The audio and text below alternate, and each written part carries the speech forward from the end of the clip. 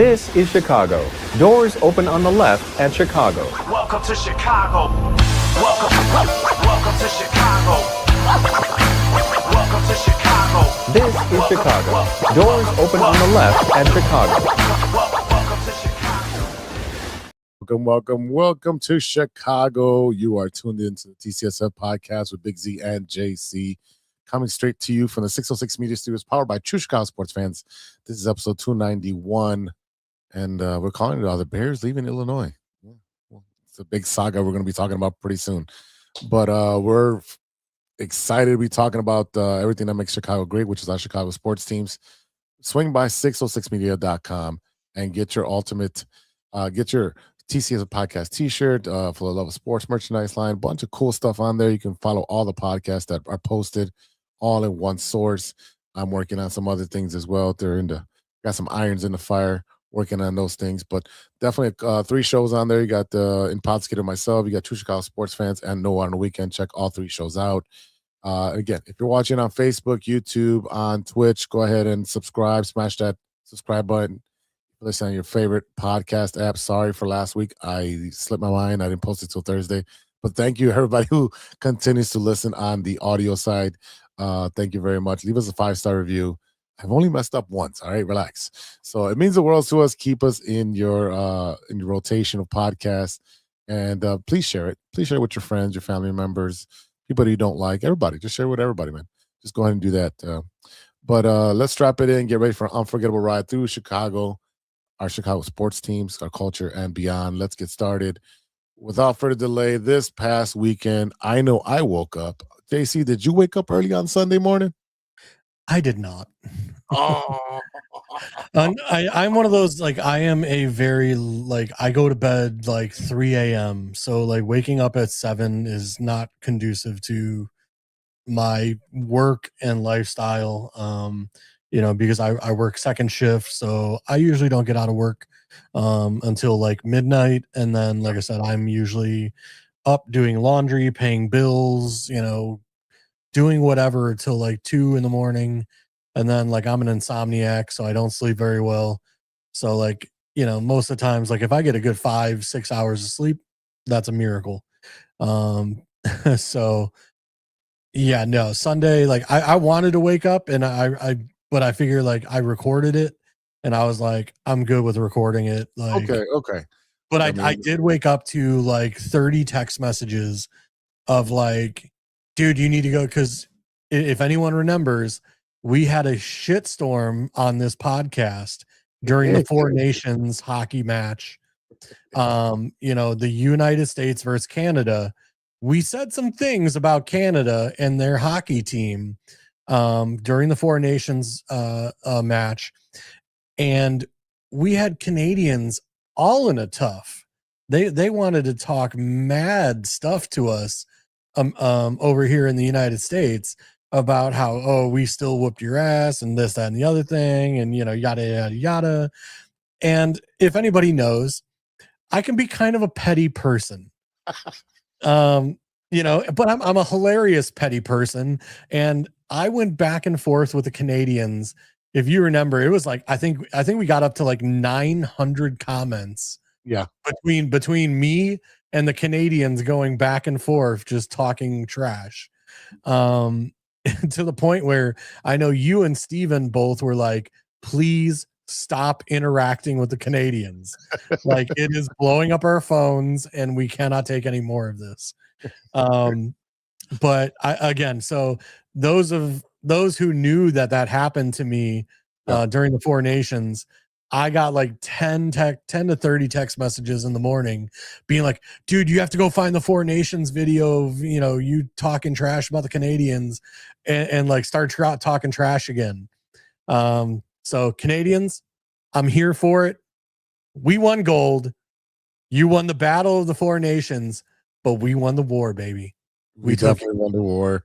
The Americans forced overtime only because Connor Hellebuck, is that how you say his name? Hellebuck? Helleb. I'm not even going to attempt to say some of these guys. That's what it looks like. It's phonetically, it looks like Hellebuck. He withstood target practice from Canada. He blocked 41 to 42 shots he faced.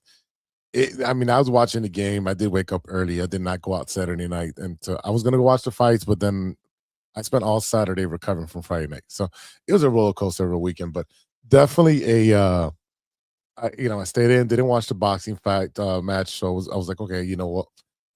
I'm gonna go bed early. I'm gonna wake up at 6. And I was in and out. I was waking up and falling asleep, all through the game.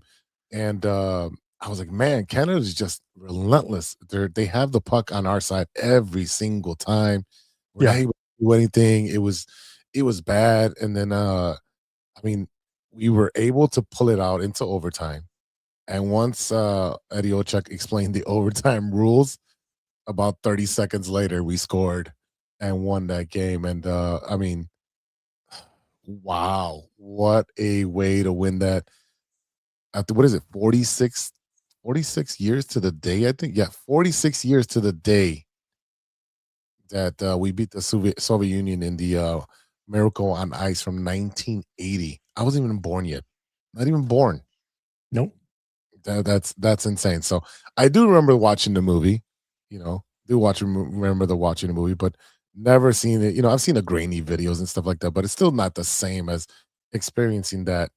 And it was crazy, man. You had the game winner from Quinn Hughes, and then his brother scored. Was it the game before, right? Was it I think his brother scored the game winner before that.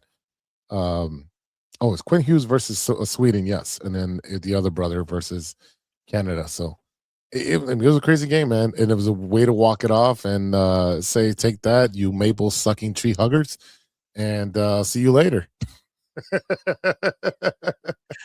Yeah, I sent you a video of from the what is it? Not Community, but Rexham Park with Ron Swanson being like, do you know how to send a letter to Canada? No. It just really is a letter straight to Canada saying fuck Canada. I saw a couple videos of those Canadians took a chainsaw to their TV. I'm like, I thought Dallas fans and Raider fans were bad when they lose. Really, Canada? You're going to put a chainsaw to the TV? That's bad. Yeah. I mean, look, I understand, hey, like you said, Canada had the puck on our side of the ice and we're relentless. But at the end of the day, we won, you lose. Feels good. Bring it. I'm waiting for the comment section. I'm waiting for Canada to just come for me and be like, how do these guys have a, because you remember, how did these guys have a podcast? They don't know what they're talking about. You know what? Hey, I don't have to know what I'm talking about. America. You can hella buck suck it. All right. I'll tell you that much. Man, that dude was phenomenal. He had a crazy block. I don't know. Can I hate how you can share shit on this. Oh yeah, Yeah. How do I gotta learn better how to do some of that stuff. Yeah. Because I would love to share the Ron Swanson. Choose the tab. Oh man, you know what? You guys kill it. I'll post it on there. Anyways, yeah, I'm not clicking on stuff because last time I moved something around, I was taken off air. So I'm gonna focus on what the show is about. And the it feels good. Both men and women won the gold, beating Canada. Yep, first, I think we're the second nation to do that ever. The men and women winning it. Mm-hmm. Yeah, so I mean, it's good news for USA hockey, which is doing great, and it feels great, man, because they've literally had our number for 40-something years. That's insane. Oh my God, 40-something years. That's insane. How to lose to Canada? Yeah, and we'll see if Russia's ever let back in to participate again. What happens? Because they're always a force in a lot of the Olympic Games and stuff as well. But they've kind of been outed, for different steroid and whatever things going on. And I know during the Summer Olympics, they were allowed to participate, but they had to participate as some no country. Yeah. Correct. Yeah. And so, like I said, I don't know that was available for the Winter Olympics because I don't remember them talking about any Russian No, athletes like, in I, any I of don't. I don't think they were allowed. I don't think they were allowed. So, definitely, definitely in it. I mean, again, ecstatic. USA, both sides domination throughout the series, and then to get to the championship game against Canada on both sides, and then take down Canada. It feels great. If there's one thing we're good at, it might be hockey now. I'm not sure. I didn't watch all the or just Olympics. being villains, in general. did did you watch more of the Olympics or no? Oh, yes, I am a huge Winter Olympics person because I ski in my own personal life. So I love watching, like, because when you do something poorly, Mhm. it's amazing to see it done at its finest and be like, I know how bad I suck at something. So to see people be amazing at it, it's just like, dude, it's something else to watch. Like I said, like skiers and the half pipe, and then the like big air events and stuff like that.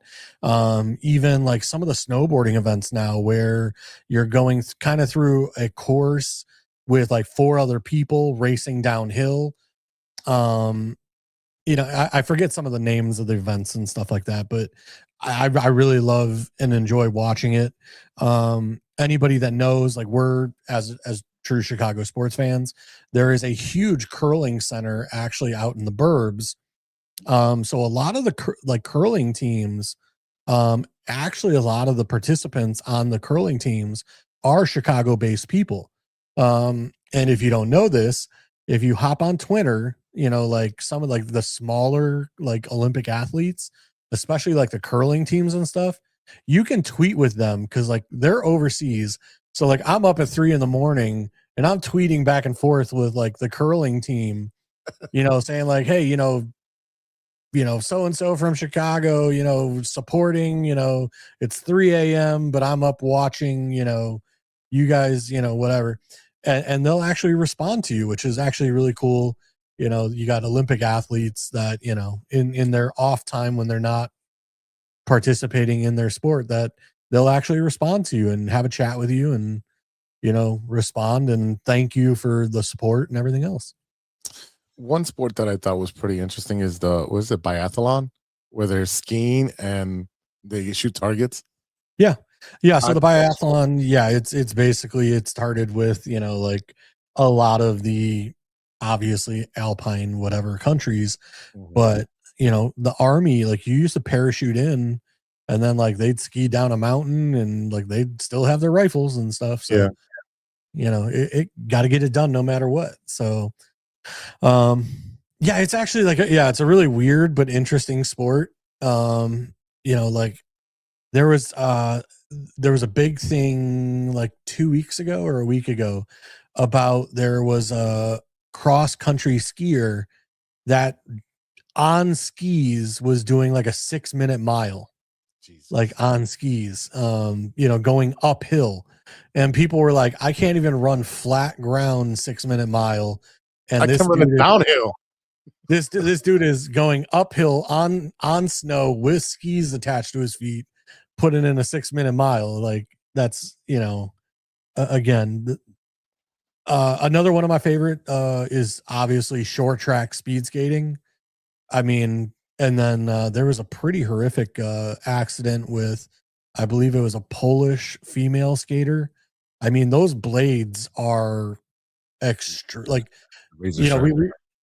like the ice skating, the figure skating, like, yes, the skates are sharp, but when you get to the speed skating, those things are ridiculously thin, Mhm. almost like, the like a razor blade kind of thinness.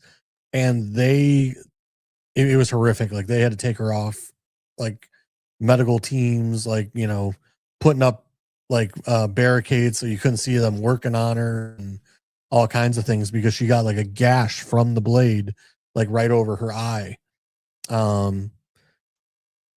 But yeah, I mean, I love watching the Winter Olympics. I mean, I know the Summer Olympics, like it's more everyday sports for like Americans.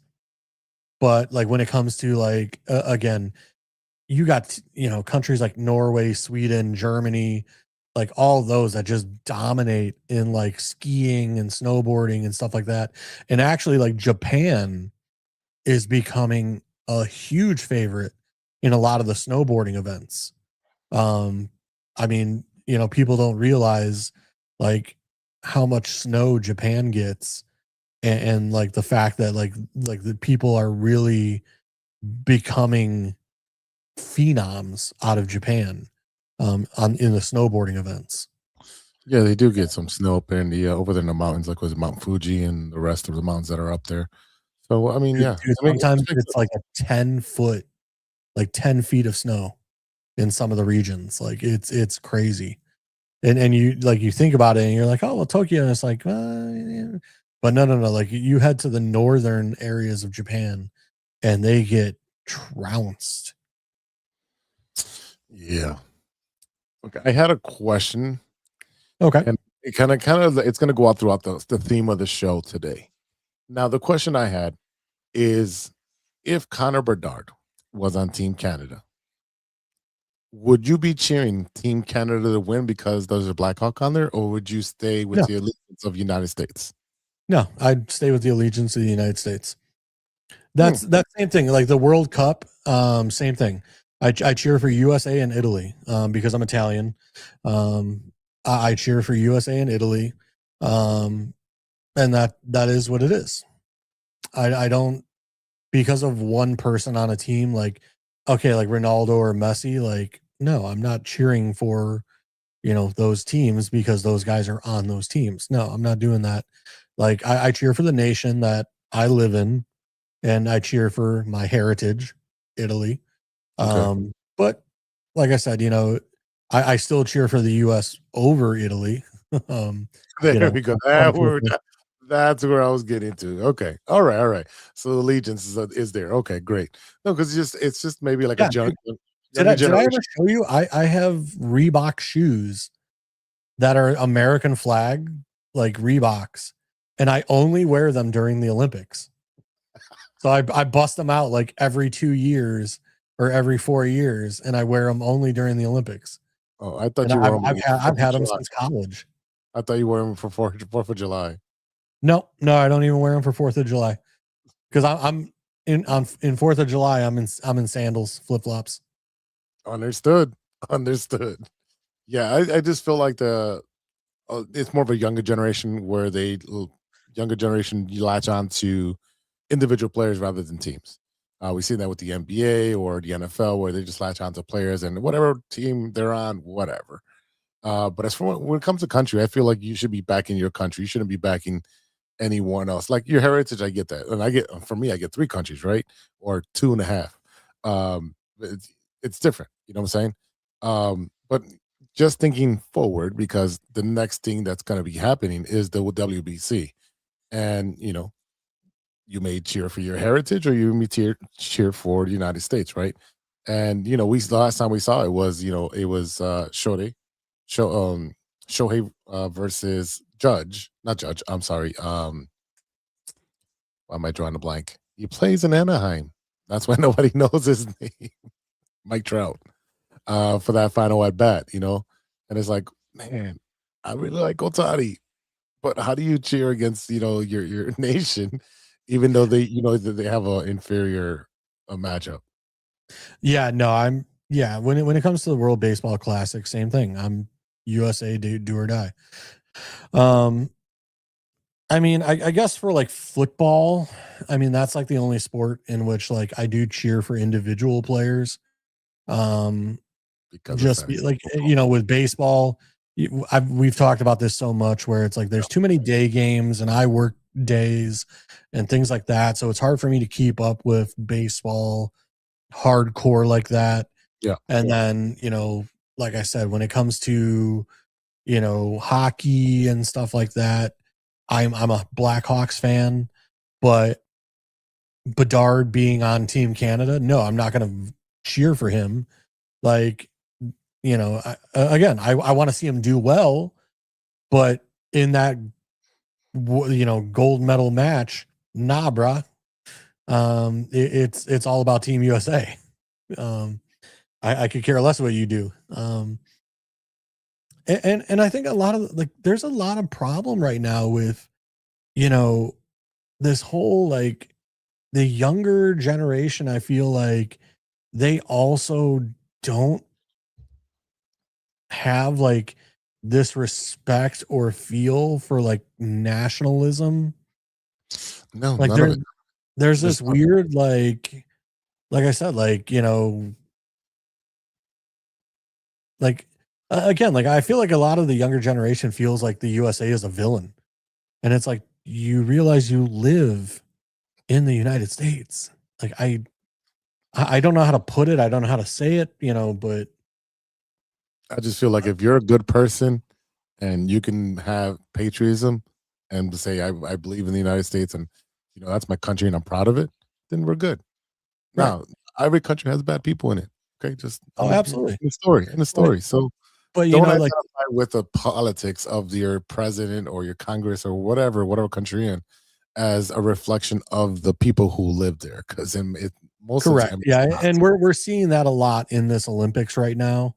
Yeah. Is that, you have a lot of the athletes who are bashing, obviously the regime that is the United States right now with the particular president and everything.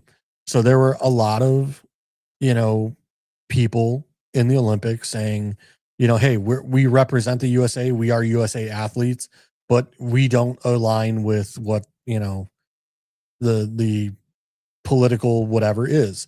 Yeah. And there are a lot of people right now that again are kind of doing the same thing.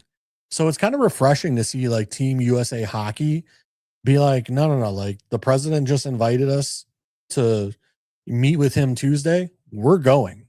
And basically, all these people basically say no, we are proud to be American and support and represent our country no matter what the political climate is.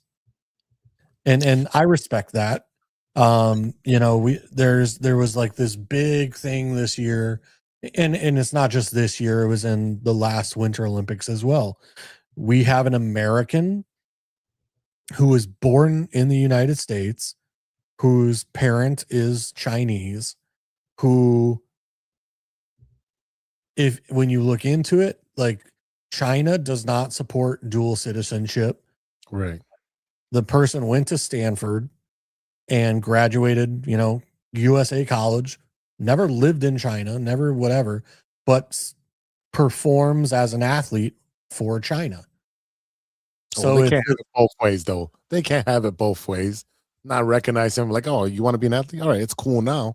But that's where a lot of the criticism comes, is because, okay, if China flat out says you cannot be a dual citizen, well, then how does that work? Did the person renounce their U.S. citizenship? Because if the person renounced their U.S. citizenship, then you ain't coming back, bro. Well, not that they're not coming back, because obviously, there's green cards, there's all this stuff, right? But it's a matter of under the Olympic rules, they cannot compete for China if they are not a citizen of China. But China does not allow dual citizenship. So either they renounce the U.S. citizenship to become a Chinese citizen, or or China has bent their own rules to allow this person to perform for them as a Chinese athlete. Which, I understand it from a business standpoint, is that being a Chinese athlete, you can make a lot of freaking money. And a lot of the US athletes, when you're in a big sport like the men's hockey team, the women's hockey team, stuff like that, you can make decent money. But when you're in those lower sports like speed skating and stuff like that, it's hard to make the money to train for your sport and be competitive, etc. So I understand why the person may have done it, but at the same time, like it's kind of a slap in the face to the country you were born in, that gave you an education, that gave you and your family a place to live, that was not the country you're representing. Absolutely. All right, JC, let's take a quick break. And on the flip side of the break, we are going to talk about our beloved Chicago Bears and what's going on with this stupid stadium saga. And it got weird in the last week. So we'll talk about that on the flip side. So we'll be right back after a word from our sponsors. Hey there, Chicago enthusiasts. Are you ready to take your fandom to the next level? The True Chicago Sports Fan Podcast has got you covered with some serious cool merch that screams Chicago pride. From cozy sweaters to trendy tank tops, we got it all. Show off your love for the city with our iconic red, white, and blue logo, or stand out with our exclusive collection for the love of sports. Whether you're lounging at home, breaking a sweat at the gym, or cheering on your team at a game, our gear is a must-have for all you diehard Chicago sports fans out there. Don't hesitate. Visit bonfire.com/store/606-media-store/, or simply just click the link in the description and snag your gear ASAP. Get ready to make some noise, show your pride, and embrace the Chicago spirit with True Chicago Sports Fan Podcast merch. Designed for you, the ultimate fan, for the love of sports. Hey guys, it's Steven. And this is Sean, and you are listening to True Chicago Sports Fans. Don't forget to listen to No War on the Weekend. New episodes on Monday. You can find us anywhere you listen to podcasts. Yeah, so we're going to go do a couple of shots. So let's kick it back over to Big Z. Sports Fans Podcast with Big Z and JC. And it's time to talk about our Chicago Bears and what's going on with this stadium issue that's going back and forth between Indiana and Illinois. They're ping-ponging this. Indiana's pretty much said, hey, carte blanche, here's some land. Don't pay no taxes. We'll do the infrastructure. Come to where? Gary? Was it Gary or where's it now? Hammond. Hammond? You can still see the skyline. Wolf Lake. I don't even know. Yeah, Wolf Lake. But I will tell you this. This is where I stand. If the Bears leave the state of Illinois, over 105 years of tradition and support of Illinois fans, I'm out. Clip that. I'm Clip out. that. Yeah, I can. First of all, I can see that. Obviously, after this amazing season. I said in a post earlier this week. Yeah, I understand. And I do blame the Illinois politicians for being idiots. I fully understand that. However, the Illinois politicians have come to the table and they have been having quote unquote good talks with the Bears. So where the Illinois lawmakers were posturing and like basically telling the Bears, no, we're not, this is not a, we're not doing this to begin with. Now, yes, Indiana and all this stuff has come along, and the Illinois has said, well, we can't afford to lose them completely. So, like, if we're losing them from Chicago, okay, if they're going to relocate to Arlington no matter what, then we have to come to the table because we can't afford to lose the revenue. Definitely cannot lose the revenue, the amount of taxes that the Bears come in, and also the complex they're going to be putting in, right? They'll put a casino, they'll put hotels, they'll put housing, they're going to put like a separate concert venue, museum, like a Bears museum. Yeah, there will be attractions and restaurants and other amenities galore. But the bottom line is that if they move to Indiana, you get nothing. I read someone saying like, oh, people will still sleep and stay at the Chicago hotels. And then what? They're going to drive to Indiana then? I mean, let's be honest, because Hammond doesn't have hotels and stuff for people to stay overnight to go to the game. Well, I mean, they can pick up a shift at the factory. But you understand what I'm saying? Like, but my bottom line is I literally watched a video of George McCaskey crying after the playoff games, saying how amazing it was to watch the Bears fans Facts. be so pumped and hype and everything for the Bears again, that it was an amazing feeling. All these things that, he was literally on in an interview crying and tearing up over the joy of like the Bears not being a failure. And then you pull this bullshit. So do you think there's this discord or some kind of like disagreement, maybe not in line of philosophy between the owner George and your president of operations?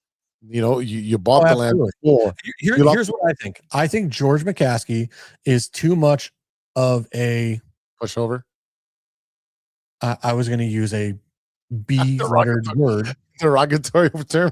Yes. I got an itch. And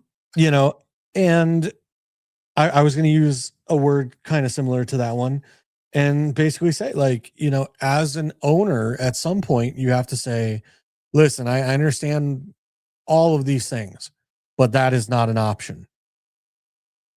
So the problem is that we have someone who we put in charge to get the job done, to get us a new stadium. And he has failed to do so to this point for how many years now?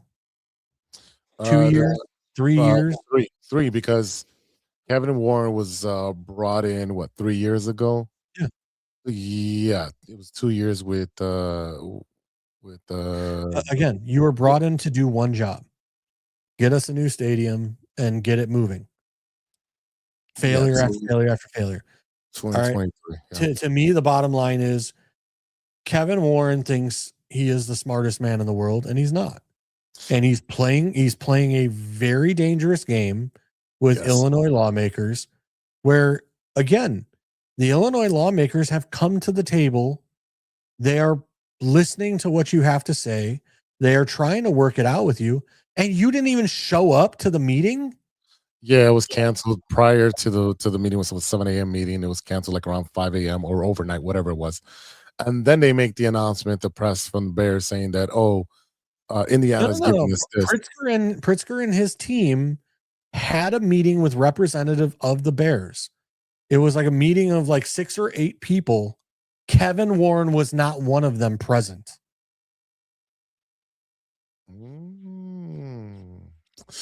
So granted, maybe JB Pritzker wasn't present either, right. But at the end of the day, for Kevin Warren, the guy put in charge of getting a stadium done, was not present to talk to Illinois lawmakers and the governor. I think it's very much something like Kevin Warren, because he's an attorney and a sports executive, and he was with the Big Ten and was able to push around the Big Ten for a little bit. And then he goes to Minnesota, and Minnesota bowed down and let him have whatever he wanted as far as the stadium, right? There's a lot more red tape in Illinois. If you live here in Chicago, you know exactly what we're talking about. You get taxed for everything, and everything's a hassle to get through. We understand that. I really think that Kevin Warren did not understand the politics in the state. I don't think he understood that he doesn't have all the power in the world. I think that he did not want the Arlington land because he was hired after the fact. He wanted to keep the Bears on the lakefront and see what he can do to get out the team back on the lakefront, and then found out that there's this big roadblock called Friends of the Park. And they said, absolutely fucking not. Are you building anything else on this park? You're not building anything on the lakefront. We are protecting the lakefront from any big buildings on there anymore, or any eyesores or whatever. Which I'm sorry, I would absolutely 100% not give one shit about the Friends of the Park. And if I want to build a stadium there, I'm going to build a stadium there.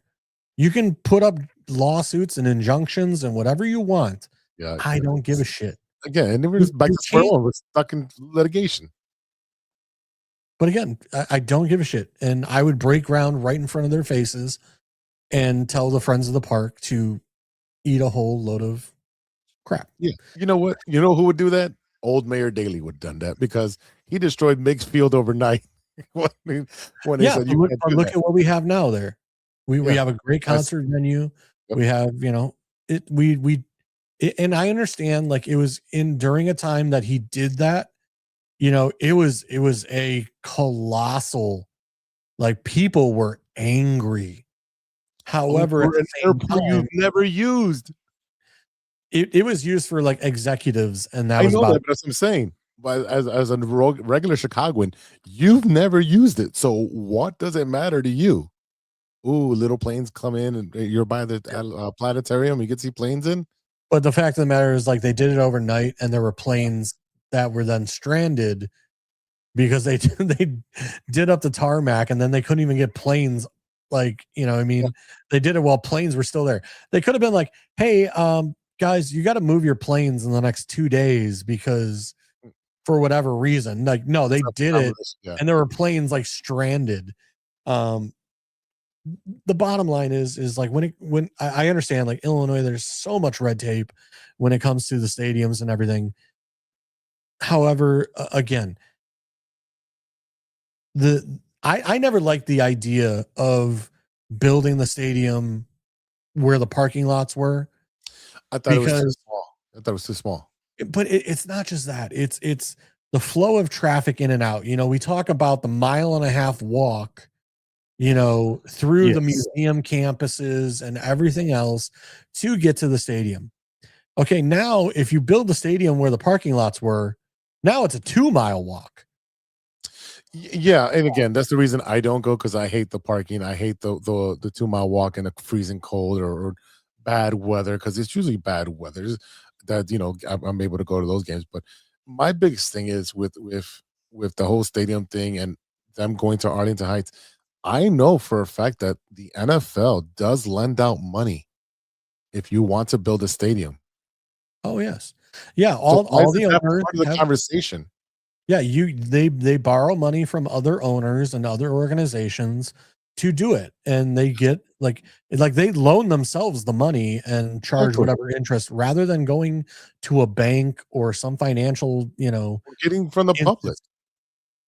They don't even have to.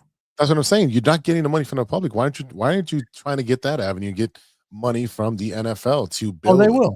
The Bears 100% will. Okay.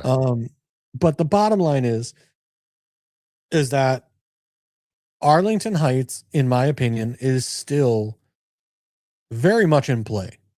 The way I look at this is Indiana is still like, how can we get one more squeeze of the lemon out of this? You know what I mean? Because again, they're going to do their due diligence in Indiana and realize it is going to be a logistics nightmare. They don't have any infrastructure out there. No, the plumbing that they have to do for the stadium and the sewer systems and all those things, it's not there to support a stadium. I would argue that Arlington Heights, it's really not there either. However, it would be cheaper here in Illinois and at the Arlington site than it would be in Indiana.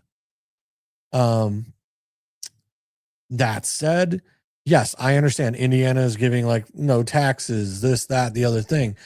But it's also like, from what I've been hearing, is that Indiana, it would kind of be the same thing as Soldier. Indiana would still own the stadium until it's paid off.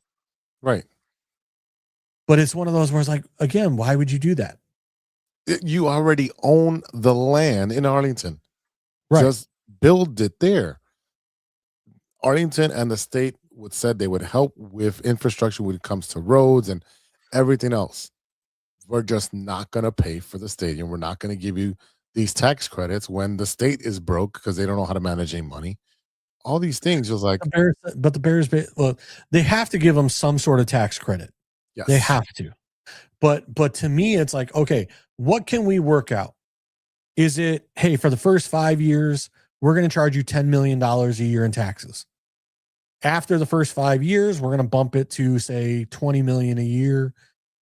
in taxes for years 5 through 15.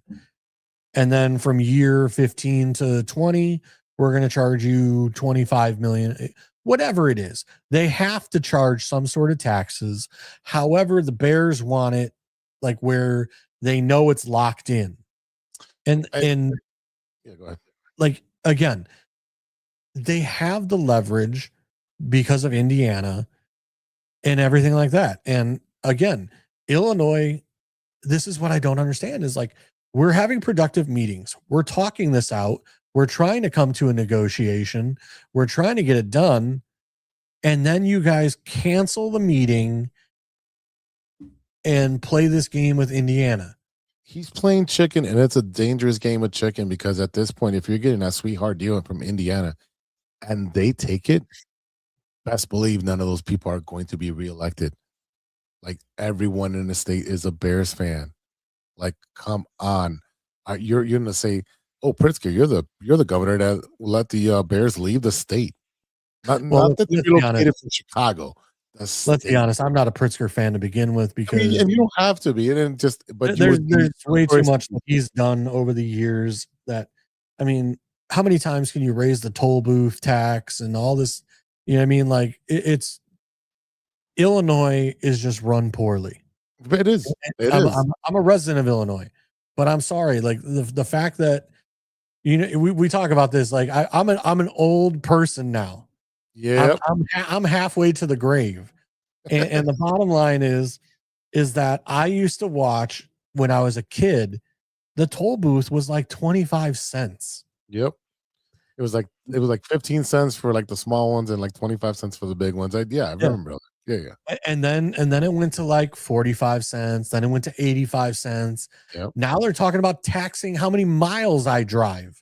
No, absolutely not. The state of Illinois would tax my air if they could. Yeah. And then mismanage the money. Definitely mismanage the money.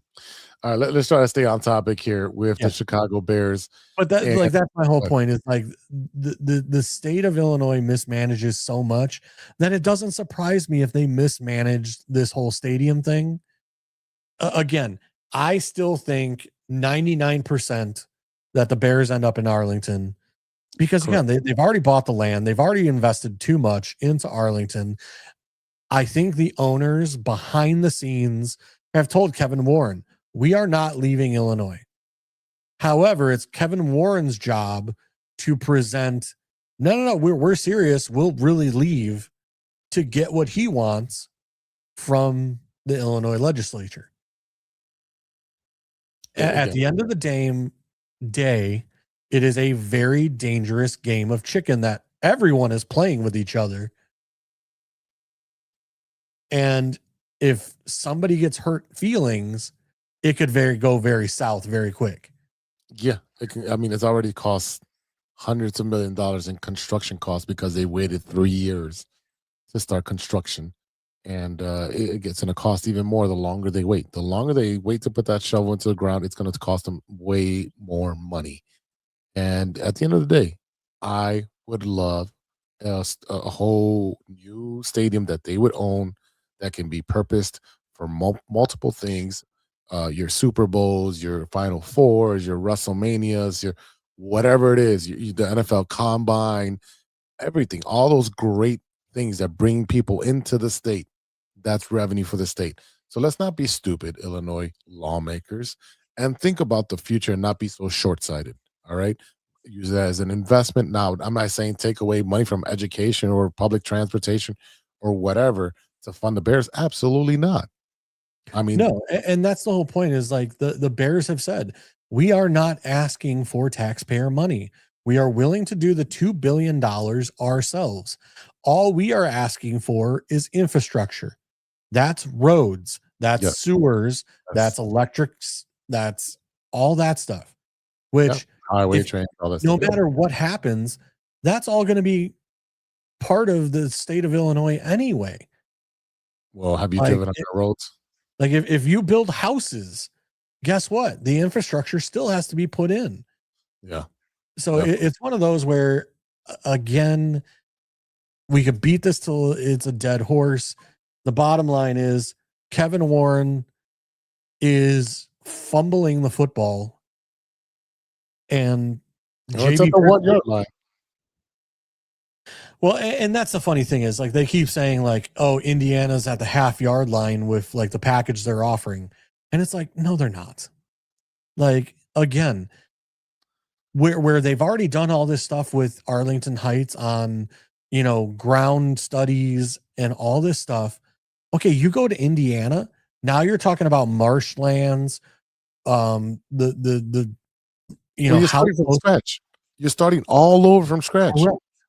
Which is another 2 years for EPA to get in there, and then all these engineers to figure out if you can actually build on this land and it's going to be sustainable. Right. And the fact that it's marshlands, it may not be able to support the weight of that stadium, because when you get into wetlands and marsh area, like, the ground is too soft.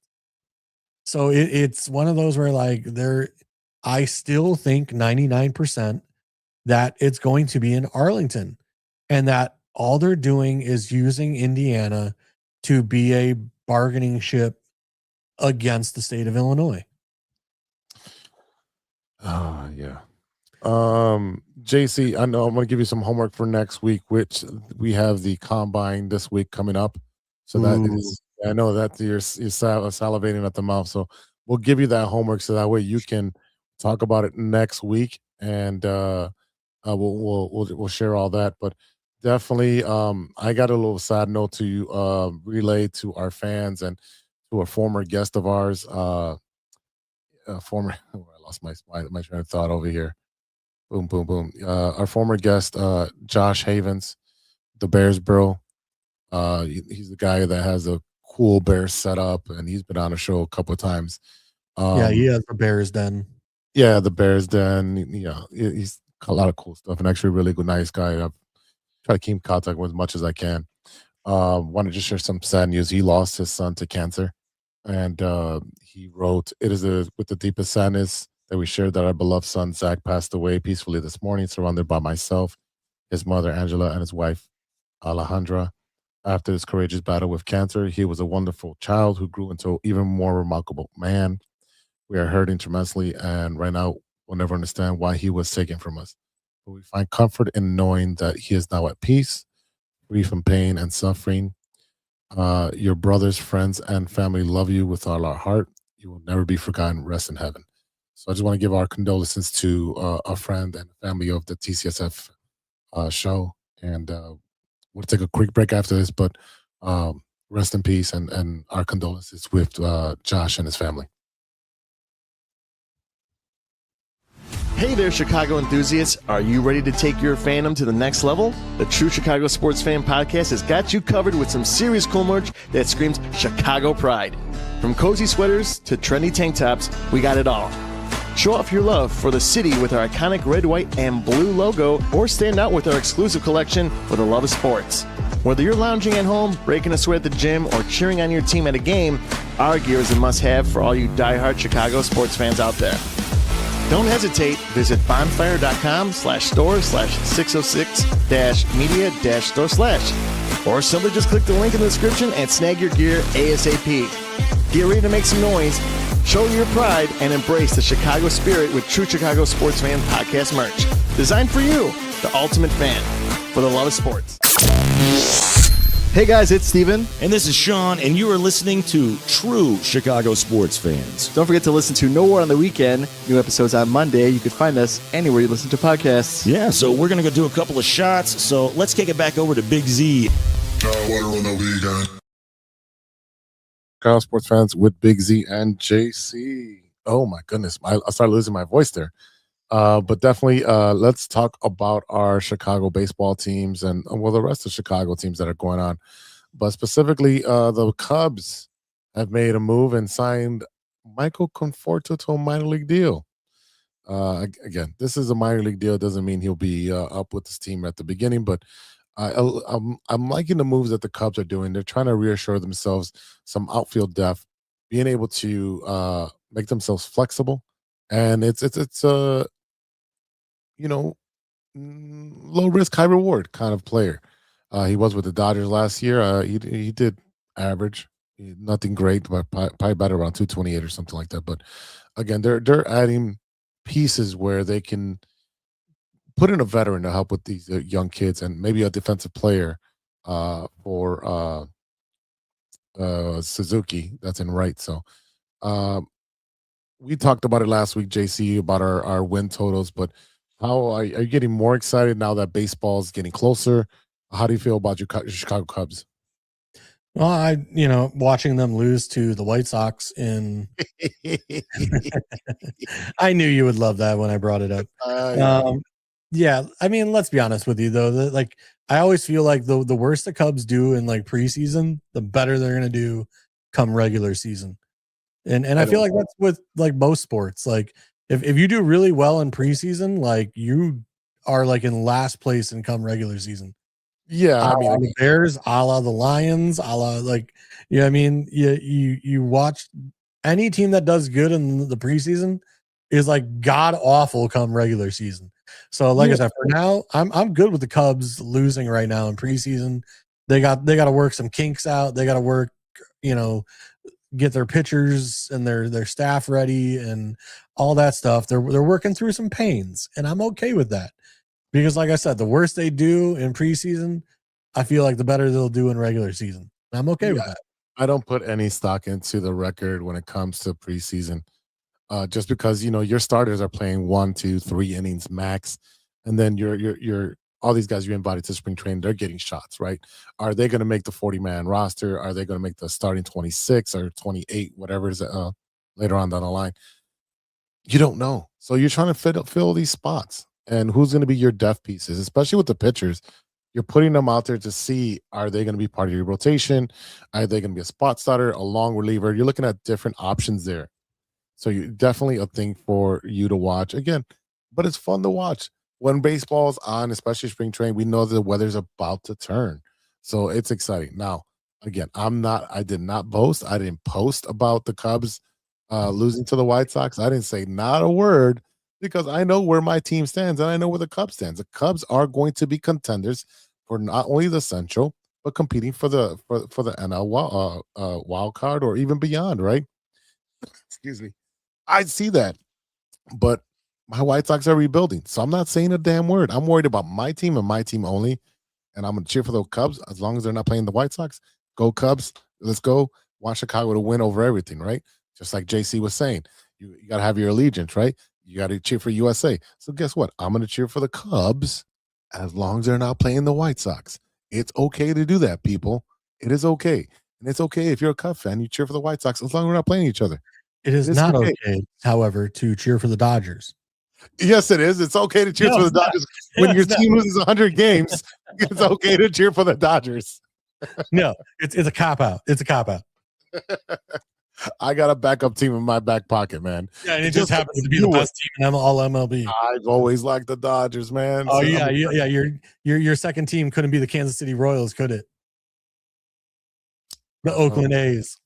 I mean, I could name some favorites as a kid from all those teams, but it was, the Fernando Valenzuela, the whole Fernando Mania, and then Earl Hershiser, and it was all those players, man. I just got hooked into it. So, that's always been my second team. And then I did a whole history report on what happened, how Brooklyn moved over to LA and the whole Chavez Ravine issue and how they displaced everybody with eminent domain. I did a whole book report as a kid. So it was very interesting to me. And then I just stuck with it. I just happen to be a Chicago White Sox fan who grew up watching the Cubs. It's okay. I love baseball. Well, not to go back to the Bears, but very quickly, like that is one thing I've been paying attention to is if the Bears do move to Hammond, Indiana, can Chicago then get like a Bill Jaguars or the Chargers to move to Chicago? There's a 75-mile radius that they can have a team around them, something like that. Says who? I don't know, something like that. I don't know. I just heard that on the radio. I don't know what the exact measurement is, but there's like but again, if they leave the state, I think it's Boylan, Illinois, to go to Indiana, I don't think that 75-mile qualifies anymore. No, it doesn't. I completely agree. It doesn't qualify. If I were the city of Chicago, I'd be like 75-mile. Like, again, I understand you are still the pride and joy of Illinois. We will not have a second team in Illinois. I understand that. If you leave and go to Hammond, that's out the window. I hope the Chargers or the Jaguars or someone will move to Chicago and be our new team. Okay. That said, let's get back to the Cubs and White Sox. Because, we're talking about second teams and all this. And I was like, oh yeah, I forgot to mention that. Like, if they do move, yeah. So, oh my God. They did, the Cubs did release their promotional, tickets or promotional schedule with the things that are coming out. Did you get to see this, Jason? I have not looked. Actually, pull it up really quick while go ahead. While I talk about it. Let's see. It's Cubs announced promotional calendar. Okay, here we go. So there's some pretty cool items on here. Let's see if this one has the pictures on there. Yeah, that's what I was looking for, to see like the pictures of Cubs announced promotional schedule right there on Bleacher Nation. There we go. That's perfect. Thank you, Bleacher Nation. Okay, so a Kerry Wood bobblehead. Is that a yes or no? I have to see the bobblehead, and that's what I'm trying to find, because it should be on Cubs.com, but yeah, I'll put it in the comments for you. Where's my internal comments? Private chat. There you go. Here's the link in the private chat, so you can see everything that I'm watching. You know what? Let's see if I can actually make the presentation now. Let's see. Let's do that. Oh, that's not it.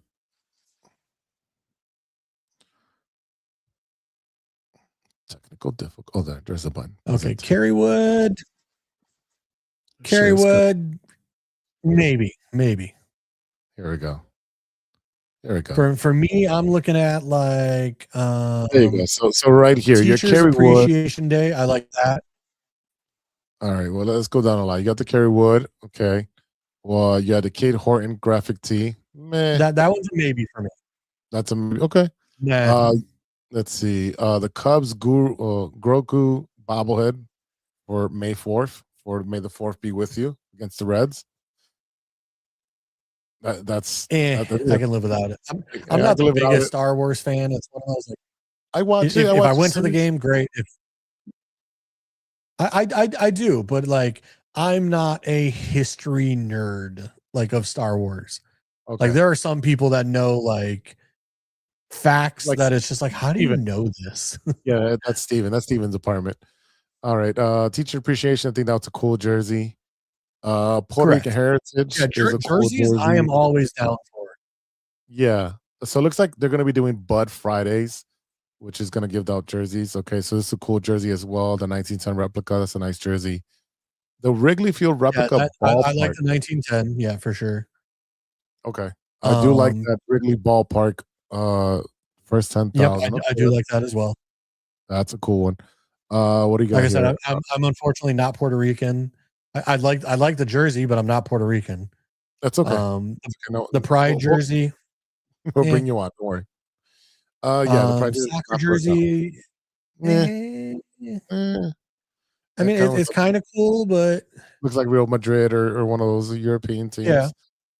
Japanese heritage, pretty cool. Not for me, but not. I already own a Ryan Sandberg jersey that looks identical to, like, without obviously the Japanese letters, but it has that kind of like Cubs C and the bear in it, with Ryan Sandberg number and name on the back. So I could live without the Japanese heritage jersey, because I have that. Like I said, it's too close to my Ryan Sandberg. Yeah, I have a softball Nike softball jersey, Cubs jersey, that is just a bear. It's just a bear in white and with the C, and then it's all that dark bluish from the 1980s jersey, like the one right below it, right here. That one's cool. I do love the Bud Friday 1980 replica jersey. Love that. Yeah, I love that. That reminds me, because Mark Grace was one of my favorite Cubs. So, that was like the years of watching Mark Grace play. Love that jersey. And Ryan Sandberg. Yep, all those. Ooh, Harry Carey bobblehead against the Reds. Hey. Yep. I like that one. I mean, it's a cool looking one, but I feel like the base, the gray Cubs Harry Carey thing, a little basic. I think we could have done something. I think if you press the button right there, it does the hey. Because I have the Stacey all right, that then, does the same maybe. thing. Yeah. Let's see. The Sammy Sosa bobblehead, we've got to be there for that. September 13th, we've got to be there for that. You know what? I really liked, what was it, last year or where like the guy was diving in the water? I really liked that bobblehead. Yeah, that bobblehead was pretty cool. And then I liked the one, it was like the scoreboard with Cubby the bear. I like that that bobblehead from last year. But like this year, like it's more of a jersey thing, I think, and I'm okay with that. Yeah. Like I said, I do like a lot of the Hispanic Latino Heritage Month jersey. That looks pretty cool. Yeah, it does. Yeah, and I think there's another one for Mexican Heritage Night that looks pretty cool. And they're offering, and I know it's sold out as far as trying to buy the tickets. But on the secondary market, if you can get one of those specialty tickets that allow you to buy the jacket looks pretty cool for Mexican Heritage Night. Yeah, but again, the Cubs, we're going to be going to Cubs games. We will be there live. I am working on the details for the opening day location. We will post that as soon as we have it. So that way you guys can make your reservations. We're trying to get you in early. I'm telling you right now, it will be jam-packed in Wrigley. Don't want to miss out for the Cubs opening day. I've already been approved for the day off from work, so I will be there for opening day. Yeah, that's a Thursday before spring break, and there's a big event going, and I will not be going because I'll be going to Cubs opener because I want to have some fun with the Cubs fans. So definitely working on the bones of that right now. So as far as surprises on the Cubs, anything that sticks out to you as far as their additions or subtractions? No, I mean, I know, I guess the big thing is, where is Justin Steele at in his recovery? Yeah. I haven't heard much about it. But that would be the big thing to me is like, can he come back even say late season? If one of our guys by that time is injured or hurt or on whatever, it would be nice to, maybe have Justin come back. Even if he comes back in like, say, like a relief role, to do 2-3 inning stretches, from the 6th inning to say the 7th inning, 8th inning. Okay. Like I said, that's something I'm interested in.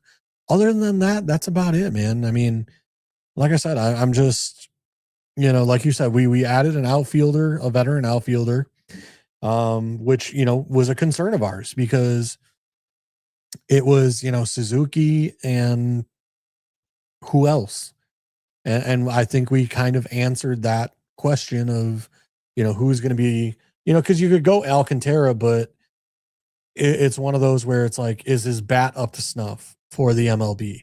He can play the field, but, can he hit? Where with the person we signed, Castellano or something, to that effect. I forget how you pronounce it. Again, would you want Cabrera? Huh? You're talking about would you sign or traded for Cabrera? No. Who's the outfielder that we just signed to the minor league deal? Conforto, sorry.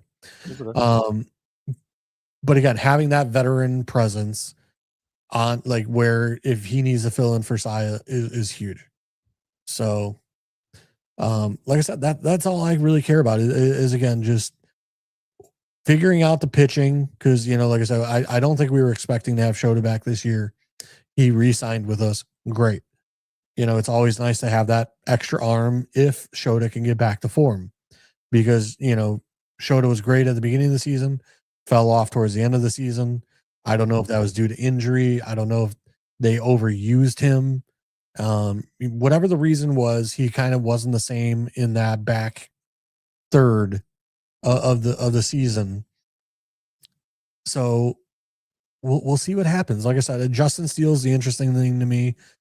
Cade Horton, going into season 2, hopefully he can make a jump and an improvement, become a solid, even solider starter and pitcher for us, put in some very solid innings, deal with everything that comes with, getting out of innings, everything of that nature. But that's it for me is just watching our guys make those little steps and improvements. I know when there was an article that came out a week or so ago about, addition or subtraction via free agency. We actually won a lot of the addition stuff rather than losing guys by subtraction. And that's a plus. So Yeah, it's going to be fun. And again, I really think that they've made some right additions. They've added to the bullpen. They've added for starting pitching, even though they have 2 pitchers that do not have a starting date to begin the 2026 campaign. So there's a lot of question marks when it comes to starting pitching, but I feel like as the season comes on, you're going to be getting these 1 or 2 guys, and it's going to be like picking up a free agent. And you're just going to add to the starting pitching, move some guys back into deep bullpen. I think the Cubs are going to be fine, knock on wood that they stay healthy, and then be aggressive at the trade deadline. You've got to be aggressive because every single trade deadline, you've got the Mets, Boston, Yankees, and the Dodgers trying to get even more talent to push them over. So that's when I need the Cubs to be way more aggressive than they've been in recent times. We've seen what happened when they weren't this year and where they ended up. So go Cubbies, go Cubbies, go. But let's just be smart about these things and let's be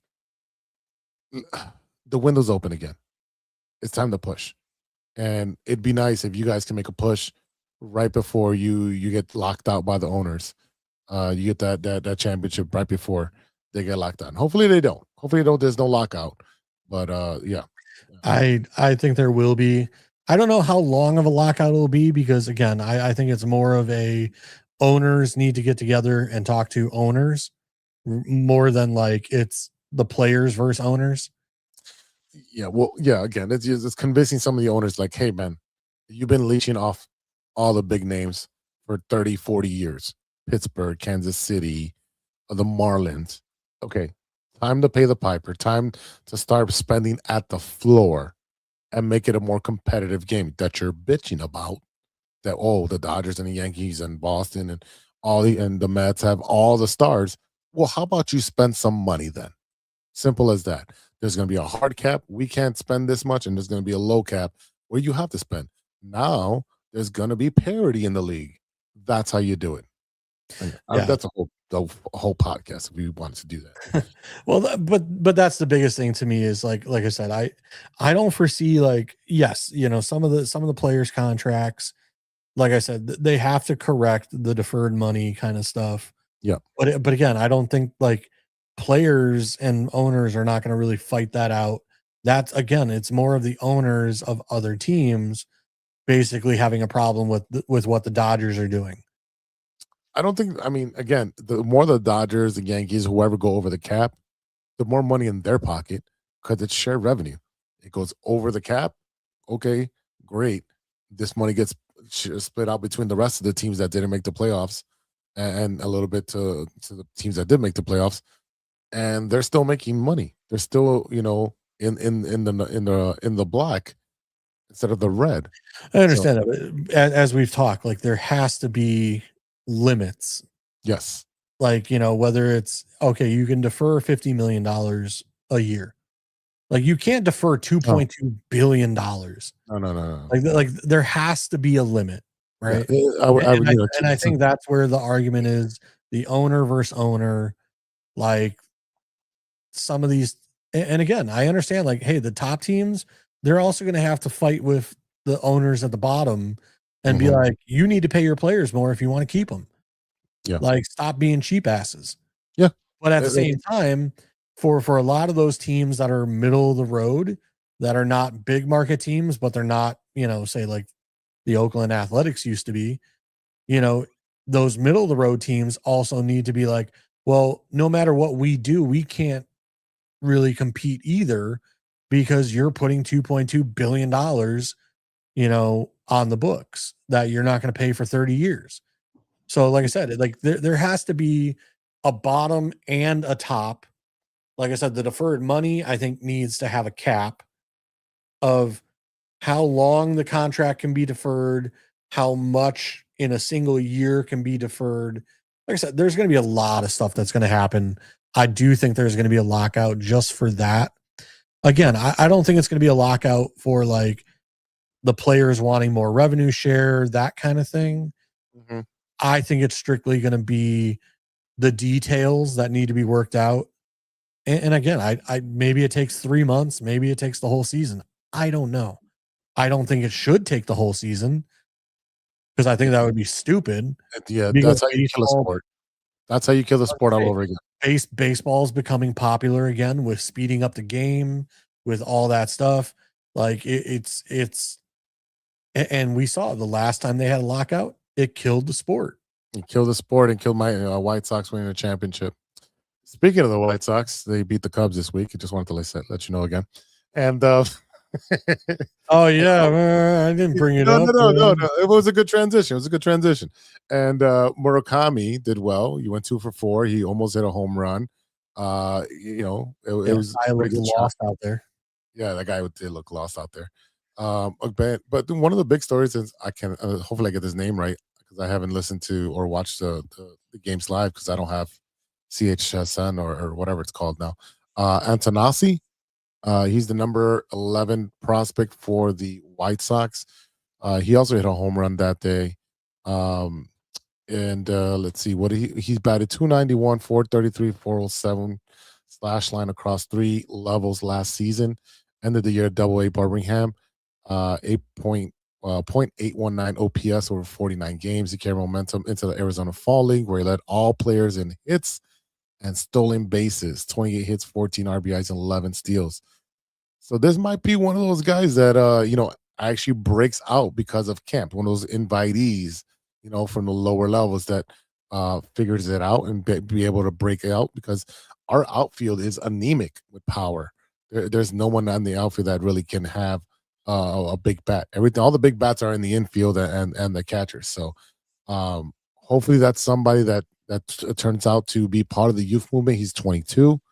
It'd be great that for someone to come up, and now we have a viable option at right field, which has been a hole for such a long time. And he joins the rest of the guys with Murakami and Chase Mydroff and Colson Montgomery and Miguel Vargas.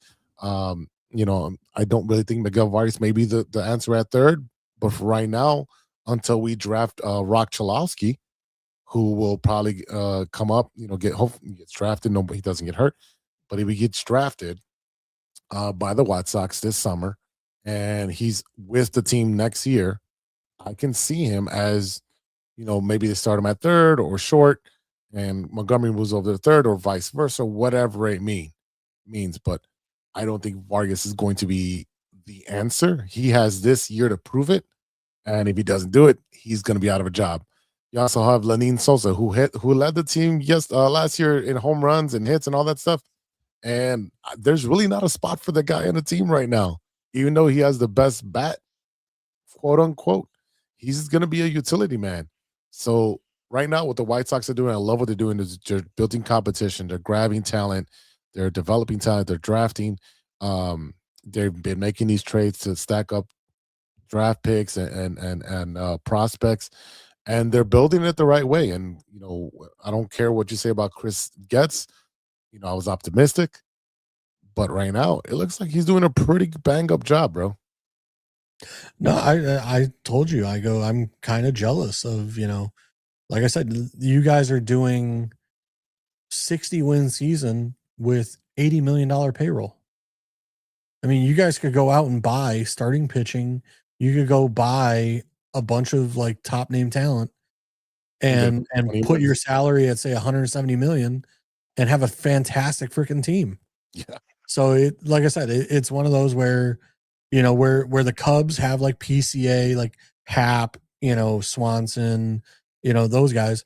It's still one of those, like, I watch our bats where it's just like I said, like last year, We should have won probably 6-8 games more than we did, but our bats, like in those late July, August, like they just went cold. And part of it,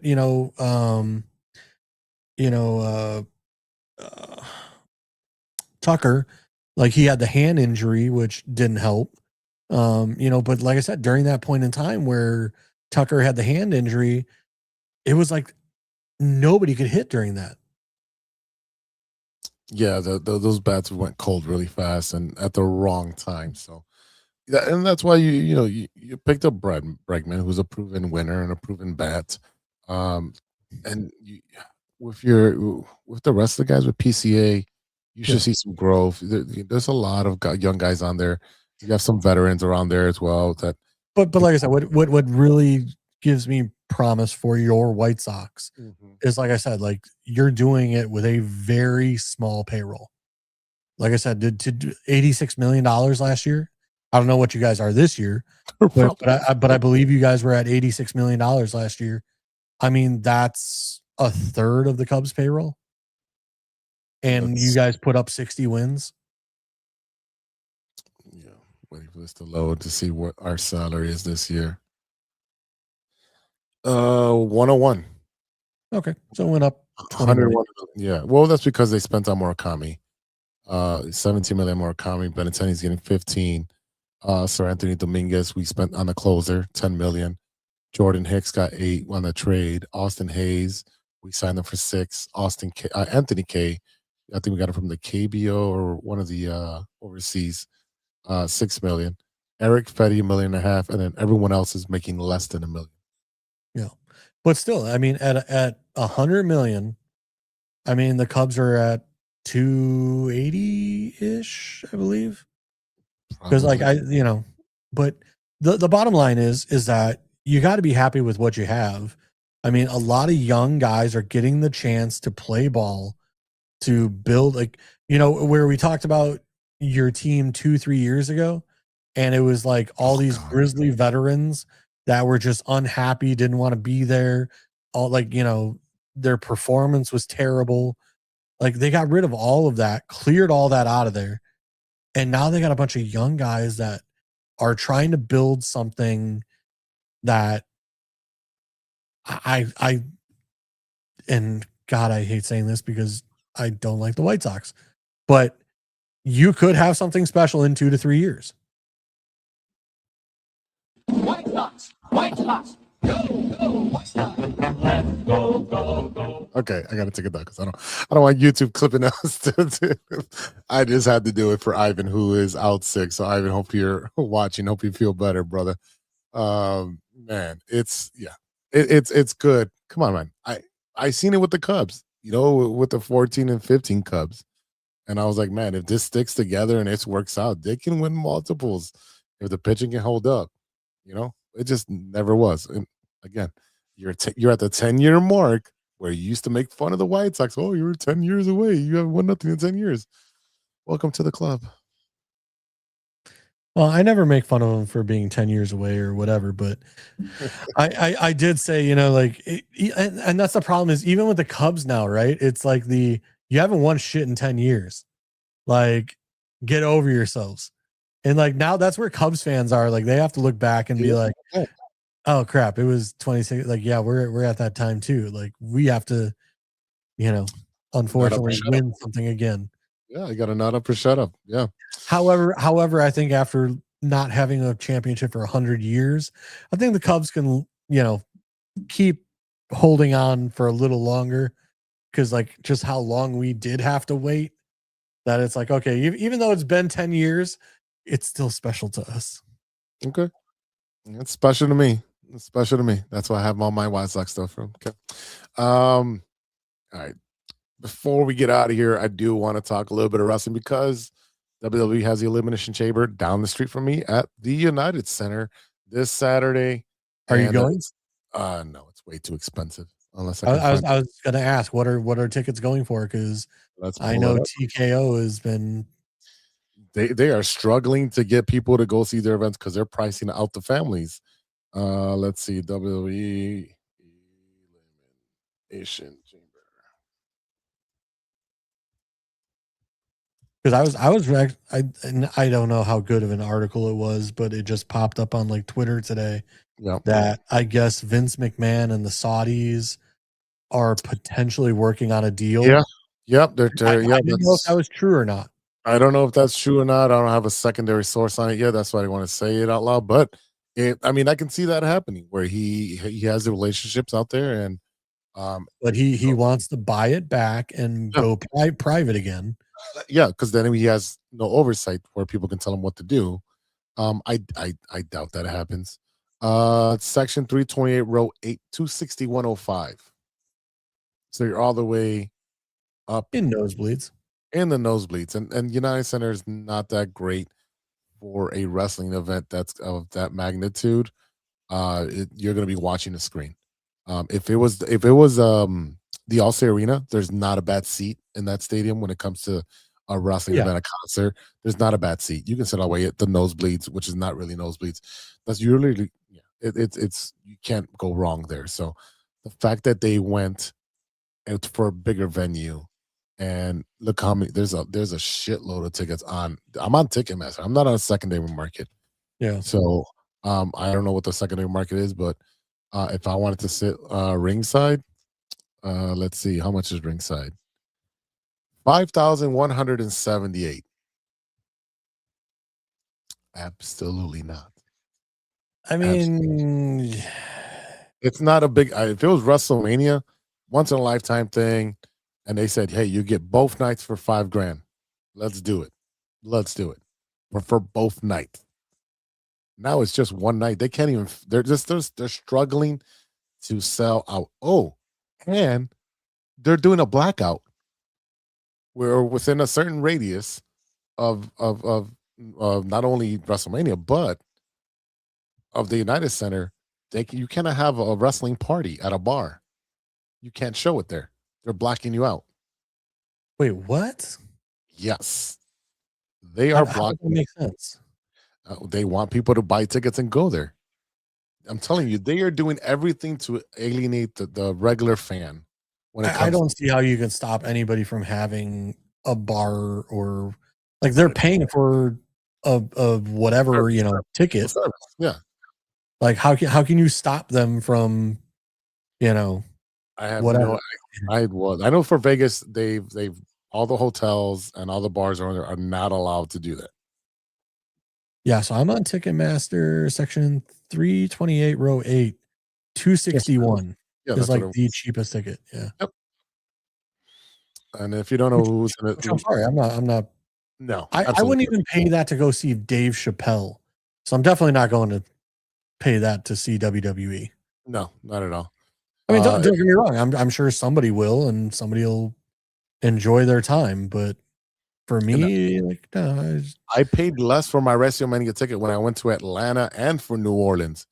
I paid $164 and the other one was $220, and we were in the $220 was upper 100 level, and the $164 I was in a suite box, like right underneath the suites. I was in that little box right there. Like literally, the wrestlers were right behind me in the suite. I can see them and give them a high five. That's how close they were for that price, and I traveled, so that's insane. Anyways, men's elimination chamber: Randy Orton, LA Knight, Cody Rhodes, the American Nightmare versus Trick Williams. There's your new talent. Javon Evans, new talent. And one more to be determined, which is probably going on right now on Raw or will be on SmackDown. And then the women's side, you got Tiffany Stratton's back from injury, Rhea Ripley, Alexa Bliss, Asuka, New ones are going to be Kiana James and one more to be determined. How does that stand out for you? the LA Knight one definitely sounds interesting to me. Yeah. Because we keep talking about like he is a talent, but for whatever reason, like they keep burying him. Yeah, well, you need to watch the Unreal on Netflix. Watch the Unreal or wherever you watch your things. He's made some mistakes and stuff like where that's it goes too long or he's not in the right place at the right time to do a finish or he messes up finish up. And it may be that they don't value him that high because he is an older wrestler. He's in his 40s. They're like, well, how much of a push can we give you? I think he's got himself over multiple times, like 4 or 5 times, and then they dangle the little carrot. Oh, you're not going to win Money in the Bank. Oh, you're not going to win WrestleMania. Oh, you're not going to win. They get him that close, and I feel like at some point he's going to get pissed off of being dangled out there, and kind of like a Dolph Ziggler. Yeah. Where, but at the same time, like you said, if they keep dangling him out there and giving him opportunities and he's missing his spots, then I also understand where they're like, dude, like we can't trust you to be a top talent if you're constantly dropping the ball in the ring. Like I said, if we know that this is the finisher and, like you're laying on the outside of the ring for too long, like it messes up the flow. It messes up, timing and everything else. But I also understand where, like, all right, like it's not like you're wearing a watch in the middle of the ring going like, oh, I got 10 seconds till I got to hit this move. Yeah. You know what I mean? Like, so you're basing everything on like the communication with the ref and everything else, and based on what you've gone over. But, as a lot of the talent has always said, like you need, when you get in the ring, sometimes you get so hyped that you start moving too quick. Yep. And then your match goes short. So some people slow things down. Well, some people slow down too much. Well, that too, yeah. So if you go over your time, God forbid, you go over your time, you're gonna hear it. Unless you're Shawn Michaels. Have you ever heard that story where like Shawn Michaels told somebody like, when you have a 5-star match, you can tell me how much time I can use? Like, yeah. So him and the Undertaker are the only people that can mess with their time, right? Do you know what the Elimination Chamber match is? Is that the one with the glass boxes and so it's the big metal cage in a cylindrical kind of view, and there's 4 pods, and it starts off with 2 wrestlers, and then every like 4 or 5 minutes, one of the pods opens up. And the match can't really begin until all participants are in the match. Then there can be a winner can be determined by pinfall. So it's wild, but you have to eliminate all of them out too. So it's kind of like the Royal Rumble, Survivor Series, all in one. Like, it's a pretty cool concept. I just remember the one where Brock Lesnar was just tossing dudes around into the cage, and he busted out of the cage. It wasn't even his turn to go. He just busted out of the cage. So that's pretty cool. You also have the World Heavyweight Championship match, CM Punk versus Finn Balor. CM Punk finding his hometown of Chicago, being the world champion. He is definitely going to WrestleMania with the championship, but there's no way in hell Finn Balor wins. I'm gonna guess right now there's gonna be some outside interference that's gonna cost either one the match, and CM Punk still goes the WrestleMania champion. Clip that. Yeah, I don't. How do you give the title to Finn? I mean, like unless Punk is injured and he literally has to drop it due to injury. Like there's no way he's dropping it. Nope. And I guess that's where I keep sitting here like I know everybody likes Cody and everything, but I'm not a big Cody fan. Like we've talked about this where I think like he's not the guy. Like he became the guy because he went to AEW and had a great run there. Mm-hmm. But again, like AEW is not quite WWE. No. And it's one of those where like I watched some of Cody's matches, like you said, like he wrestles very safe, very like, hey, these are my moves. This is what I'm going to do. I'm going to hit them. And it's like such a predictable kind of match where, like I said, like when, we were kids, like HBK, Mick Foley, some of that stuff, like, yeah, they still hit their moves and everything, but like, did you ever think you would see Mankind get thrown off the top of a cage? Did you ever think you would see the cage, the chain link give way and then he falls to the ring, through the ring with chair in his face? Like again, it's one of those where you watch some of these and I give Cody credit. The match that like where his pectoral was ripped and Yeah, his in chest Chicago. was completely black and blue and purple. I give absolute respect for that. I was there for Absolute that respect. one. I was there for that. Wrestling and showing his dedication to the wrestling world and continuing to wrestle even though he was injured that badly. Give my respect there.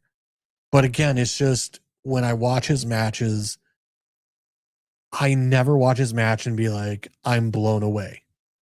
Like, that was one of the best matches I've ever watched. Like, that's just not, you know. I definitely see that where, you know, you've called him a mid-carder for a very long time. And again, I think he's paid his dues. He's a safe wrestler. He can hit his cues. He can do a promo. So if he's checking all the boxes, and he's a good-looking guy, right? He checks all the boxes. He's putting his time. That's why he comes on top. He's earned it, right? Is he going to be on top at all times? No. I think after this run right here, he's going to be dropping back all the way to the bottom or mid card and working his way back up. You've got to allow that. You got to build other stars for you to have new feuds with. And then the only way you can do that is by dropping some of the big guys back to the mid level, just like Randy Orton. You know, he did it like a couple years, just like in the middle. Just he did this thing with who was the tag team partner that's no longer with the WWE. Former MMA guy. Yeah, Matt Riddle. Riddle, thank you. Yep. Like I said, like there's things that you can do to make a character cool again. You know, like I said, like Randy Orton was going through a rough time. They teamed him up with Riddle, kind of became this cool thing, kind of like Charlotte and Alexa Bliss right now, right? Yep.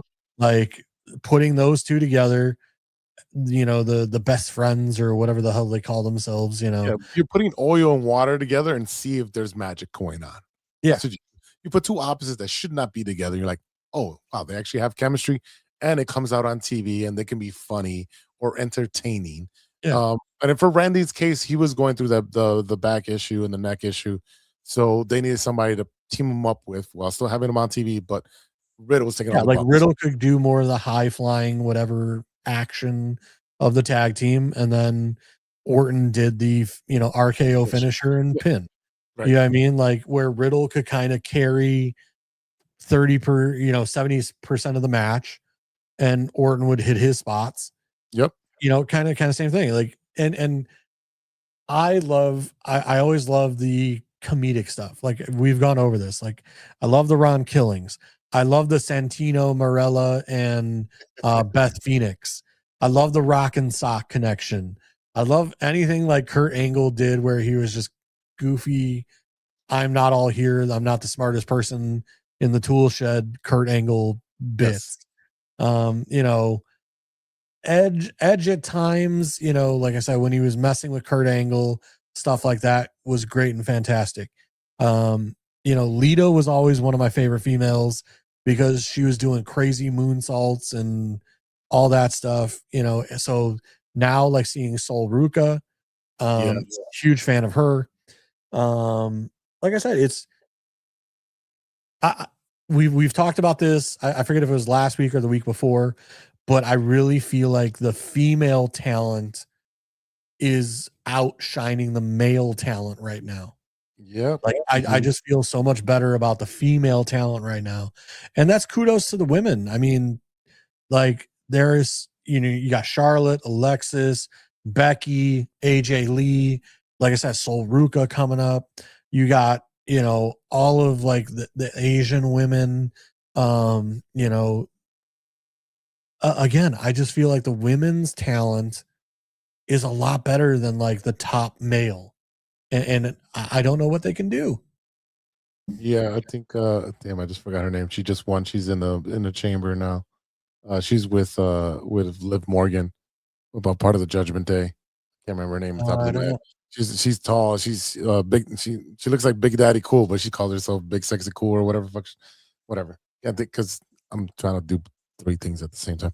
But yeah, she just won I figured like as I was watching you look over to the side, I'm like, yeah, he's probably watching wrestling. Yeah, well, it was that match for the elimination chamber. So there it is right there. They're pulling it up. And I mean, Liv Morgan's got her thing going on, and like I think the Judgment Day is coming to an end.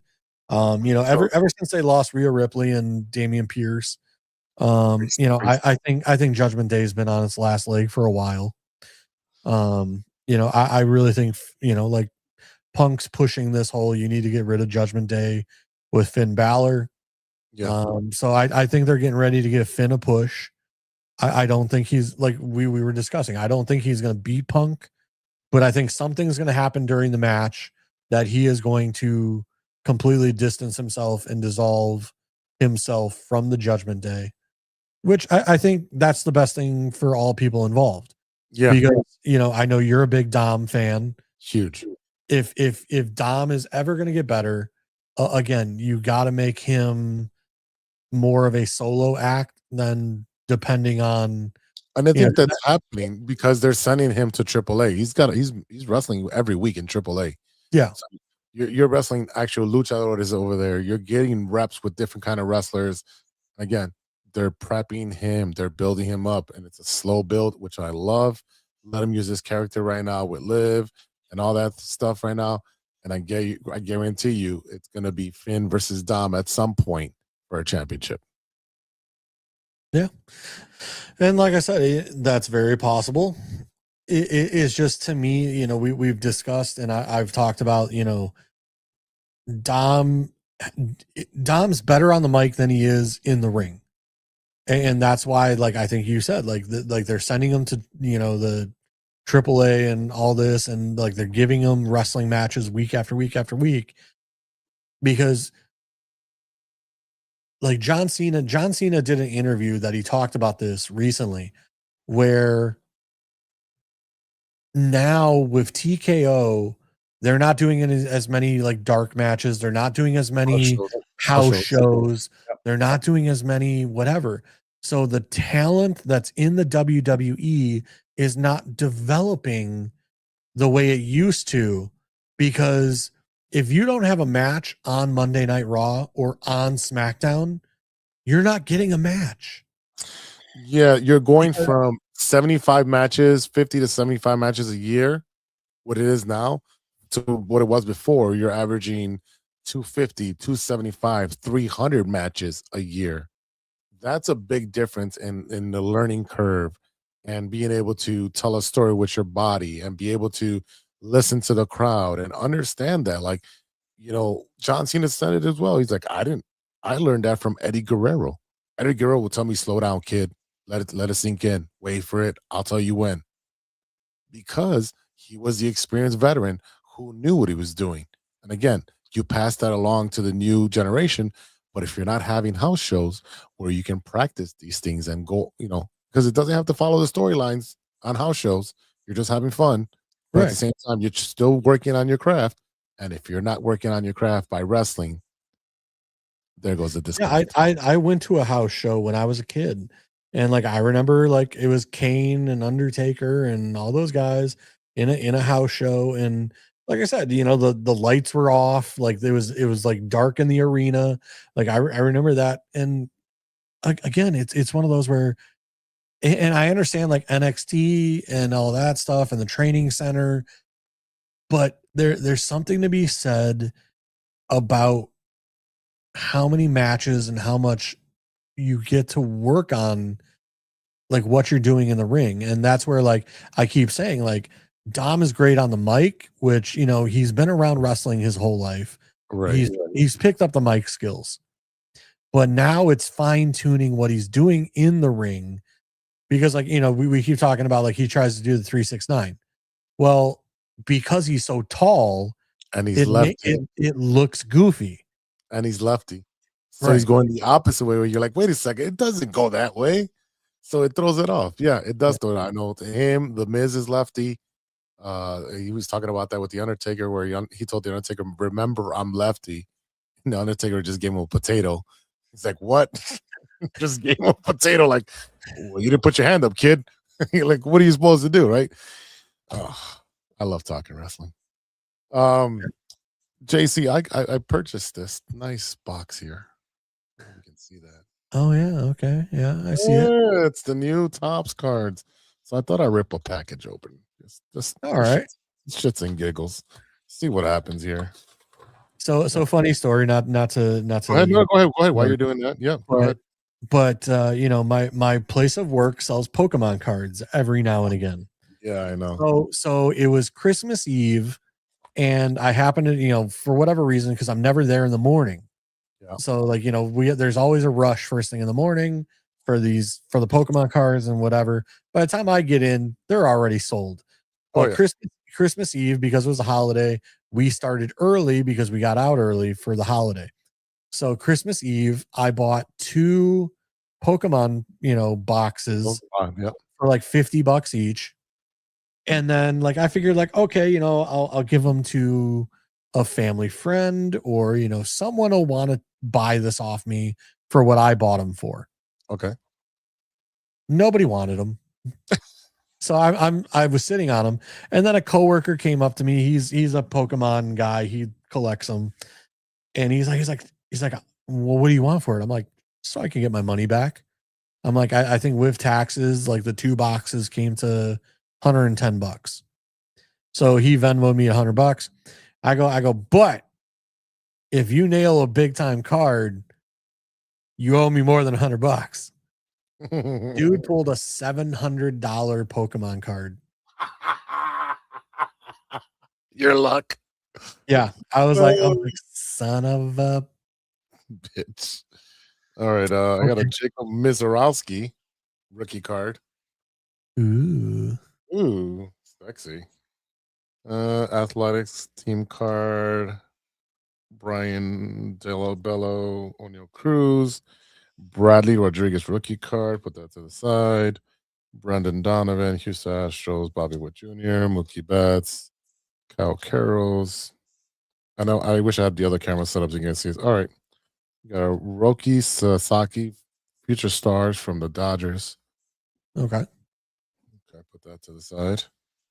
Paul Skeen, Yamamoto, and C. Sanchez. Who's that? Yeah. Team card right there. I don't know what that's worth. Again, you don't know what these are worth till later, unless it's like a parallel card or something. Joe Ryan, Kobe Mayo, future stars. That's the biggest thing with like all the card collection stuff. It's like you never know, like unless like you're pulling those top, you know, the prisms and the reflectors and, you know, the jersey patches and the logo mans and stuff like that.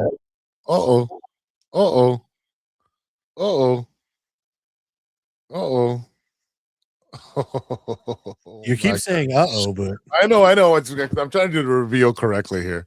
All right, so that's a Ryan Ritter rookie card. Putting that down.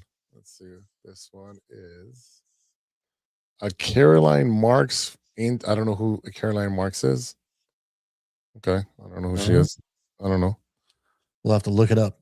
All right, and then we got a old school '90s looking Bryce Harper reflection there. Oh, I put that up there. I was just saying, I can see something reflecting in your left hand. All right, Logan Webb reflector. Okay, all right, sexy. And boom, an autograph card. This is Drew Gilbert.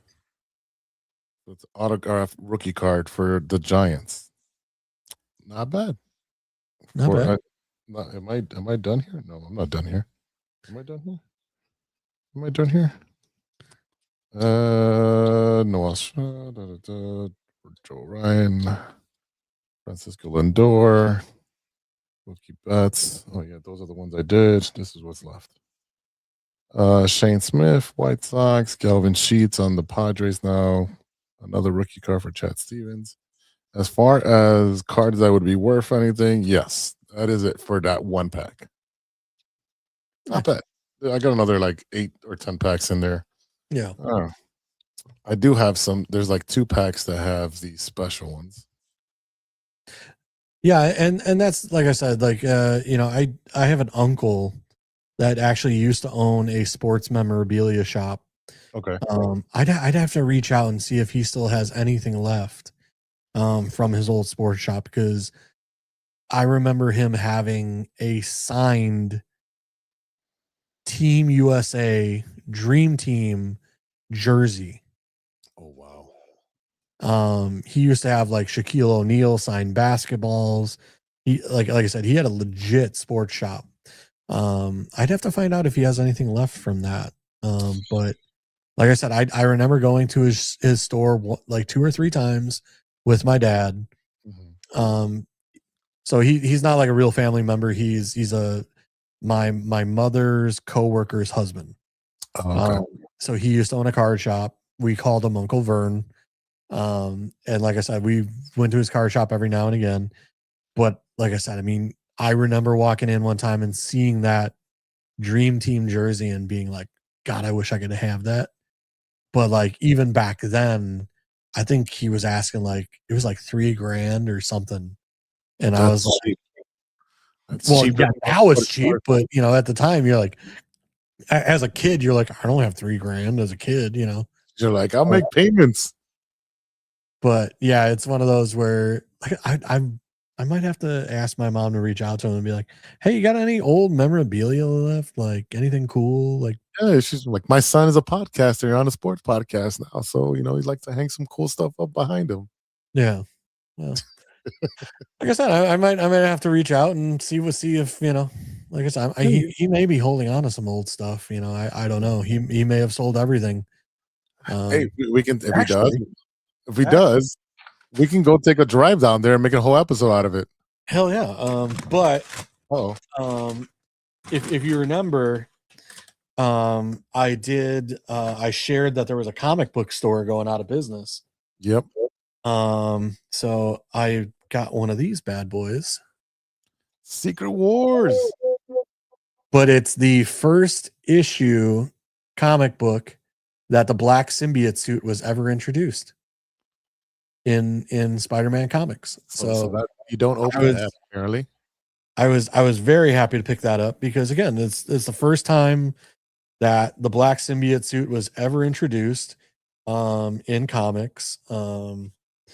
I picked up another, couple Yes. another Secret Wars. Dope. Pull it back because my camera doesn't have autofocus. But again, I picked up some oldies, Okay. 20 cent, back, when things cost 30 cent. Captain America, Red Skull. Are You know, are you opening those and reading them, or are you just gonna collect them? I will probably open up some of the ones. Check the values first. Well, so I didn't pick up anything super expensive. Okay. So like I said, I'm just a huge Spider-Man guy. I grew up on Spider-Man. Yeah. So like I said, this particular comic I paid $3 for. Okay. So it's one of those like I didn't pick up anything too expensive, like $3, $5. So a $5. This one was $4. Oh, okay. You know, so like yeah, I was- stuff that's cool to you, not so much as Correct. monetary Yeah. value. Yeah, like I mean, Scarlet Spider-Man. This one was $3. So nothing terribly expensive that like I can open them and look at them and not be like, oh my God, I'm potentially ruining anything. But I did like one of them, I think it was this one.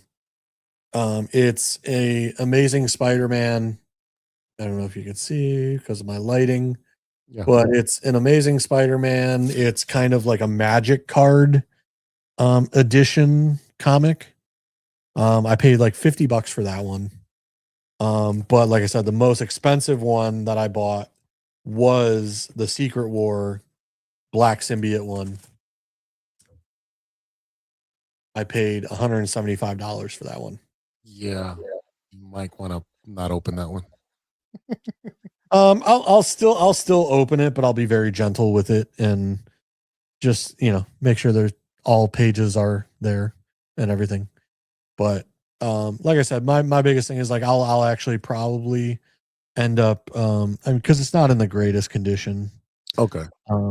But I'll probably end up putting it in some sort of better sealer like an actual like hard plastic. Yeah, where they And where then they put it in the grading. and then I'll end up like putting it on display. Because here's my Spider-Man. I saw that. But like I said, I would replace my plush Spider-Man with the comic and display that proudly. But sometimes we like to be kids again, whether it be opening packs or buying old comics or whatever. Yeah, I got recently back into this about a year ago. So it's, you know what? I find it's better than sports booking betting because I lose at that.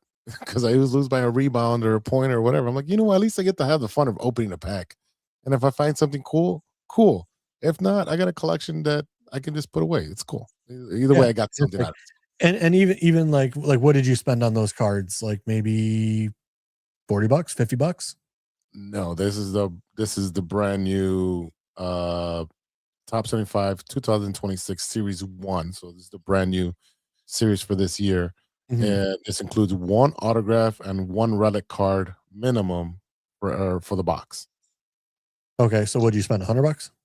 $200. Okay, but still, I mean, you figure, I don't know how many cards are in the box, but even if like a card is $1, $2, $5, right, whatever, you also have the chance of somewhat maybe making your money back. So there's 10 packs. There's 10 of these, and then one I already got an autograph card. Right. And then there's 2 small packs of the specialty cards. Correct. So what they guarantee you is in these, not in the other cards. So I'm already playing with house money, knock on wood. Yeah. So like I said, that's not bad. Yeah, not at all. All right. I don't know if I want to keep opening today. Maybe I'll do another pack tomorrow. I'll do another little live thing on my phone or something after softball practice or something. I'm kind of trying to control myself from ripping all the packs at once. Yeah, no, like I said, because where I work, like I said, we started getting packs of cards, and not that they're like super expensive cards. Like I said, like, if you want those specialty cards, a lot of times you got to buy like Prism, like one of one kind of like, and then you got to know somebody to even get your hands on something like that. Yeah, So or like you go on the auction websites or the what's not. I've discovered that, and that became expensive too. And I got to go to the mailbox and pick up the 5 cards I bought last Saturday or last Friday. Yeah, I got that. Yeah, but again, for me, it's one of those where, like I said, I just because my work had some packs, like I bought the box. It was like some basketball cards, and I was like, man, I haven't opened a pack in years. And it's like, I know the cards are going to be terrible. They're not going to be worth anything, but I just wanted the joy of opening packs. Yeah, it was fun. I do remember, Costco did have it, and I drove all the way to Melrose Park. I mean, I'm down the street at work, and I'm like, oh, I'll try to, what did I get? I think there's 3 or 4, and they're like, oh, limit 2. And I'm like, oh, man. All right, cool. I'll just take these 2 then, right? And the lady behind me, she's like, well, I'll buy them for you, like with my card, and you just pay for it, or I'll just pay for it and just send me the money. I'm like, lady, you're a saint. Let's do that. So I bought those 4, and it was like, it had like one pack that could have had something, the rest were regular base cards. Yeah. And then it came with the little gold foil one where it had the authentic pins.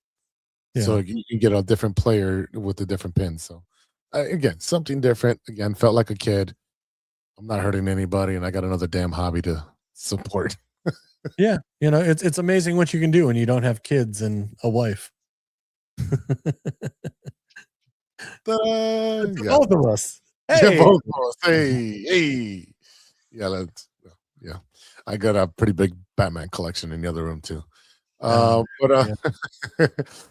think we should cut. I mean, we've gone over time, but we've been definitely having a lot of fun talking about being a child and being young and doing all this cool stuff. Besides the uncertainty of our Chicago sports, but this has been fun, JC, and hopefully you buy some more comics and we're able to share more stories, or hit up your guy and we can do a small episode down there, talk about sports collecting. Yeah, I mean, like I said, I got one family friend who he is a big hockey guy. So I know for a fact he was sending me text messages. He's my dad's former coworker. He's a big hockey guy. So he has a man cave down in his basement that he's now starting to put up all his memorabilia because he just bought a new house. So Yeah. now he's like finally putting up all his memorabilia. But today, because, you know, obviously Team USA won the hockey game, he sent me like a ton of stuff that he has, like photos from the Miracle, you know, game and stuff like that. He has a jacket. He has like stuff from the 80s that he bought because he was a big hockey fan of like the merchandise and stuff like that from the 80s. So he's still holding on to that kind of stuff. So yeah, I know plenty of people that are like sports, whatever, but yeah, I'd have to reach out to my uncle Vern and see if he still has anything left. Because that would kind of be cool to, you know, like I said, go through anything like he might have left. Yeah. He may have gotten rid of everything when he got out of the business, but like I said, I don't know if he's holding on to any particular special things still. Yeah. Never know. Maybe I can work some overtime. Work some overtime and spend some money with him. Well, like I said, if he still had that freaking Team USA jersey, I would be like, what do you want for that? Like, what do you want for that Dream Team jersey? For real. Yeah. So, all right, JC, it is time to go. We did it almost 2 hours, and we were supposed to just do 90. Always doing 90 minutes with you is super easy. It's just that when we go on the tangent, especially when we talk wrestling, that's usually the tangent that takes us everywhere. And then I open a baseball card pack. So good times. I show off my comics. Yeah, good times. You know, like Steve, like that's why I kind of miss Steven from time to time. Yeah, because you know, like Steven would really appreciate the comics. But yeah, what are you gonna do? What are you gonna do? Thinking Steven might be on next week. We shall see. I think his schedule's being changed, and Ivan should join us next week as well, as we'll be over the flu or whatever he's got going on. He sounded like he actually called me. He's like, "I sound like this, man. I don't think I can do it." I'm like, "All right, bro." He sounded like a sick Patrick Mahomes. So, well, I gotta get with you guys. I just submitted all my vacation requests and time off and everything. So I gotta share that with you guys because I'll be taking some Friday, Saturday, Sunday weekends, so which mean I won't be on Mondays. But you know, maybe we could share some golf tournament. You know, I know you had some allergies last year when we had a golf thing set up. Well, it wasn't allergies, dude. I was dying. I just paid off that bill too. I don't check, like, if it looks like something like a bill like or whatever random mail I don't know who it's from, I just leave it there. I don't open it. And then they call like, "Hey man, you owe us money from that urgent care." I'm like, "Oh yeah, that was in August." Yeah, I'll send you your money. Do you not have health insurance? I do, but they fucking urgent care is ridiculous. They gave me a COVID test, a flu test, and some other test. And insurance only paid like 30% of it. I was like, "What the hell is this?" They're like, "Oh, it's urgent care, so they don't cover it." I'm like, "Oh, it's bullshit." I don't know. I went to urgent care. I paid $15. That was it. Well, I didn't pay anything there. I have PPO. That's probably what it is. Oh, yeah. Yeah, whatever I have, I pay like a $15 copay, and that's it. And move on with my life, and they never send me another bill. Nice. Yeah. All right, JC, that is it for tonight. Thanks to all of our listeners, our watchers, subscribers. And again, please share this with your friends, your family, your foes, your enemies, everybody. Go ahead and share that out to right there, that little QR code on the top. You can share that. Or you can, if you're on the listening app, go ahead and share it on your Apple, Spotify, Google Podcasts, wherever you listen to it. Thank you to our sponsors, 606 Media, True Chicago Sports Fans. Check us out on all of our socials, True Chicago Sports Fans, True Chicago Sports Fans Pod on Instagram, TCSF Pod on Twitter. Again, if you want to email us, actually, you know what? Just DM us. Just DM us. Yeah, and if you're Canadian, you want to talk trash to me, bring it. Yeah. JC Dynasty if you're FF. still listening at this point in 2 hours in, go back to the beginning and listen to us talk trash about Canada. and Team Canada, and that we beat you in hockey. And you can talk trash to me, and I'll respond. I love responding. I He get loves petty. it. He loves it. All right, y'all. For JC, I am Big Z, and we'll see you next week. We'll see you next week for 292. And until then, be good to each other for the love of sports.